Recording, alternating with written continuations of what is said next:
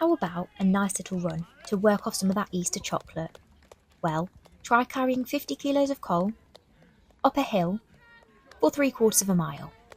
It's not the conventional way to spend your bank holiday, but on Easter Monday in Gawthorpe, near Wakefield in West Yorkshire, it's all about coal carrying. This year, competitors braved the rain to take part in the 61st World Coal Carrying Championships in the former Pitt town, home to the oldest coal carrying event in the world. Men and women take part in the event, where they race 1.2 kilometres uphill, carrying sacks of coal weighing up to 50 kilos. That's about 8 stone on their backs. Contenders, ready!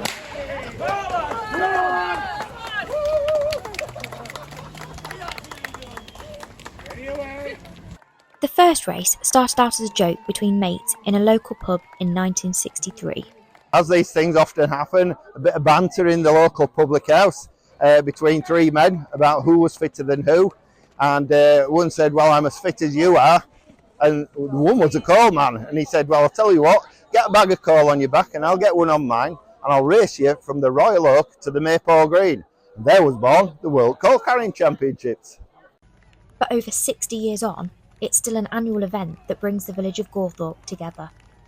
The village is absolutely packed with families, families who are local, families who have travelled, who have competed from far and wide. It's the World Coal Carrying Championships. It just brings people together, a real sense of community and a good fun day. Amongst competitors this year was Jodie Ounsley, father of the Gladiator Fury, who was there to present the winners' medals and trophies. Jodie took part in the kids' fun races throughout her childhood, starting her first race at just 5 years old. It's been amazing, it's like a full circle. Our family have been here every year since I was like 5 years old, so to be here handing out the medals is a bit surreal, to be honest. Whilst men carry 50 kg, women carry a lower weight sack of 20 kilos across the same 1.2 kilometre distance, starting from the Royal Oak pub before crossing the finish line on the village's Maypole Green. There are also different age categories, from children's to veterans races. This year's oldest competitor was 76-year-old David Page, who completed his 10th race to huge applause.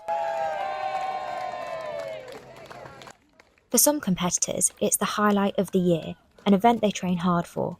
George Oldroyd came third in the main men's race last year, but was disappointed by his performance this time around. It's obviously thirsty work. I'm disappointed. I've put a lot of effort into training and I felt good in my legs and my lungs, and which is the main thing that you need to be good in for this to do well in this race. But the grip on the bag just completely went, coming up into the village, and then on the hill just really slipped. I was fighting for my life with bag and then got to the top, tried to run, and that's when it completely slipped off. So disappointed, but I feel good that I've done it. Others are just happy to make it to the end in one piece.